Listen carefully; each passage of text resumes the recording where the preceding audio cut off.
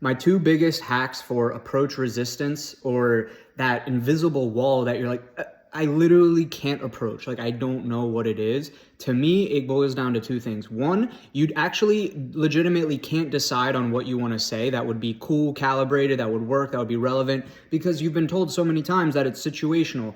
Oh, yeah, what are you drinking? What kind of drink is that? Oh, this Steelers game is really good right now, right? And you can't decide on any of them because they all seem corny and cheesy, and they kind of are. So you don't know what to say. What I would recommend for this is having a couple canned openers or a couple canned formats, you could say. So you can kind of modify it ever so slightly. But for me, a couple canned, and I took this from Sebastian Riccobono. It's literally, hey, excuse me, what is your name? And it's this kind of like curious frame where you're like, she already gets the sub communication that you're curious, you saw her, and you just want to know her name, right? I walk over, hey, excuse me, what is your name? Okay, cool. And it's like that curious friend, like, I wanted to meet you. Stacy? Okay, cool. I'm Alex. Nice to meet you. Do you live around here? Okay, and then now you're building, like, I mean, yeah, so build into something from there. Or, I'm Alex. Nice to meet you. Yeah, I saw you and I just wanted to say hi. You look pretty cool. I like your shirt, by the way. Okay, cool. So whatever, you can give an explainer after that. The second point, after not knowing what to say, so have a couple canned formats. One of them is, hey, excuse me, what is your name? Another one sometimes I fall back on is a canned compliment about their outfit.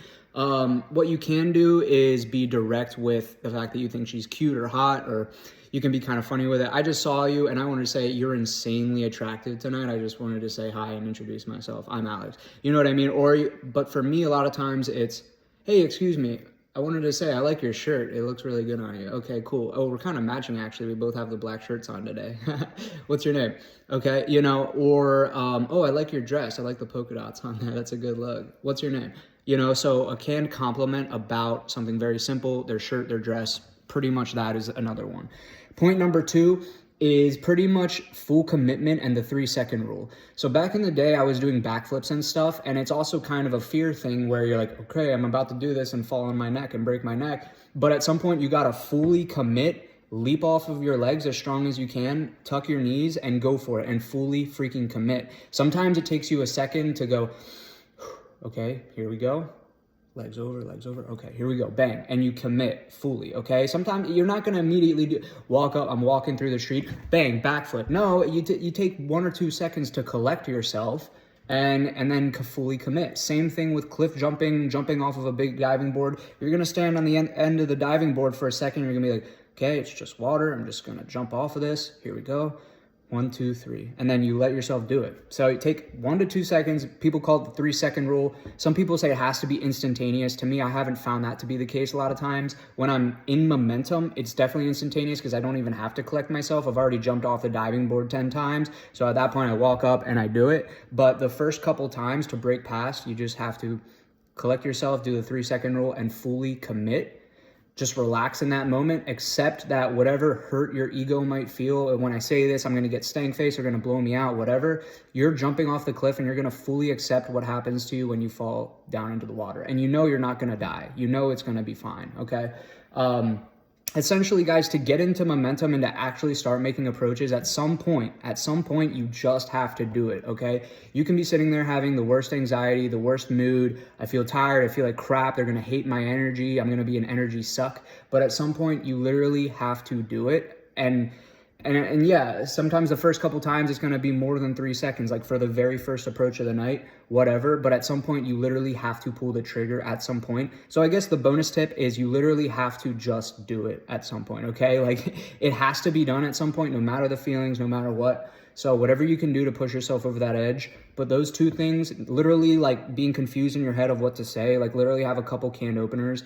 And then number two is take the 3-second rule, accept whatever happens after you fully commit is going to happen. You're going to bear the brunt of it, and you're going to continue the conversation after that. So guys, this is an extremely important topic because approach resistance is like the biggest and the first major obstacle you have when you're literally going and meeting people, meeting girls. And so I think it's extremely important. Take these tips in your head And whatever other buttons you need to press, sure, do it. Maybe you have a little bit of caffeine before you go out or whatever gets you in your jazz, play some music. But those are the two main kind of hidden things I think that actually stop people from approaching a lot of times. So just got to commit, just do it. 3-second rule. Kind of have a couple things in mind of what to say, because there's nothing worse than being in a club, all the stimulation's going around, and you're like, and like, how are we supposed to go over there and be like, how's this, what's this, you guys get something from the bar over there? No. Like, hey, excuse me, I saw you guys, what's your name? Okay, cool. That's like, just have something basic and canned like that. It'll really help.